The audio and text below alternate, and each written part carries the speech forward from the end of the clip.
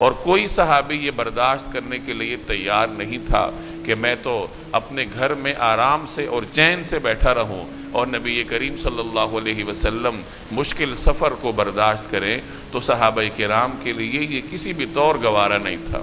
حضرت خبیب رضی اللہ تعالی عنہ قریش مکہ کے ہاتھوں گرفتار ہو گئے تھے۔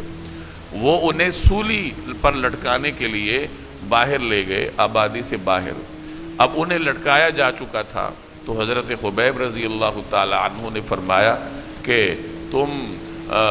اس طرح کی بات کرتے ہو، حالانکہ میری تو یہ خواہش ہے کہ میری ایک جان کیا ہے، میری 100 جانیں جاتی ہیں تو جائیں، لیکن نبی کریم صلی اللہ علیہ وسلم کے پاؤں مبارک میں ادنا سی خراش بھی نہ آنے پائے۔ تو یہ صحابہ کرام کا یہی طرز عمل ہوا کرتا تھا کہ جناب رسول اللہ صلی اللہ علیہ وسلم کے ہمراہ ہر قسم کی مشکلات برداشت کرنے کے لیے وہ پیش ہوتے تھے، اور کوئی صحابی یہ برداشت کرنے کے لیے تیار نہیں تھا کہ میں تو اپنے گھر میں آرام سے اور چین سے بیٹھا رہوں اور نبی کریم صلی اللہ علیہ وسلم مشکل سفر کو برداشت کریں، تو صحابہ کرام کے لیے یہ کسی بھی طور گوارا نہیں تھا۔ حضرت ابو خیثمہ رضی اللہ تعالی عنہ کا واقعہ پچھلی آیات میں آپ پڑھ چکے ہیں کہ غزوہ تبوک میں وہ کسی وجہ سے بروقت نہ جا سکے، اپنے ٹھنڈے خیمے میں موجود تھے، بیوی نے ان کے لیے خیمے میں چھڑکاؤ کیا ہوا تھا تاکہ گرمی سے وہ بچ سکیں، پینے کے لیے ٹھنڈا پانی موجود تھا۔ تو اچانک وہ دوپہر میں اس آرام دہ ماحول میں بیٹھے ہوئے تھے کہ ان کے ذہن میں یہ خیال آیا کہ ابو خیثمہ تو یہاں بیٹھا ہو، اس کے لیے چھڑکاؤ کیا گیا ہو، وہ گرمی سے بچ رہا ہو،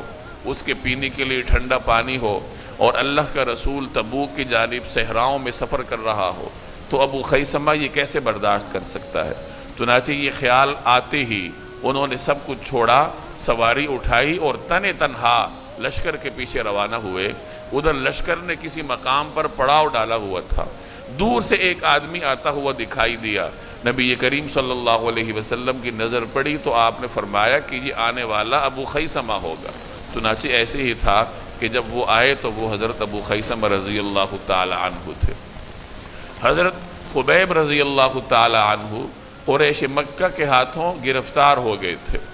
وہ انہیں سولی پر لٹکانے کے لیے باہر لے گئے، آبادی سے باہر۔ اب انہیں لٹکایا جا چکا تھا، وہ اس حالت میں ان کے قریب جا کر پوچھا کہ کیا تم یہ پسند کرتے ہو کہ ہم تمہیں رہا کر دیں؟ تم اپنی جان کے تحفظ کو یقینی بنا لو اور جا کر اپنی بیوی بچوں کے ساتھ آرام اور سکون کی زندگی گزارو، اور تمہاری جگہ الیاذ باللہ محمد یعنی رسول اللہ صلی اللہ علیہ وسلم پر اس طرح کی مشکلات آئیں تو کیا تم یہ برداشت کرتے ہو؟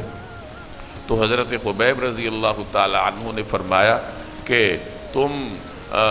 اس طرح کی بات کرتے ہو، حالانکہ میری تو یہ خواہش ہے کہ میری ایک جان کیا ہے، میری 100 جانیں جاتی ہیں تو جائیں، لیکن نبی کریم صلی اللہ علیہ وسلم کے پاؤں مبارک میں ادنا سی خراش بھی نہ آنے پائے۔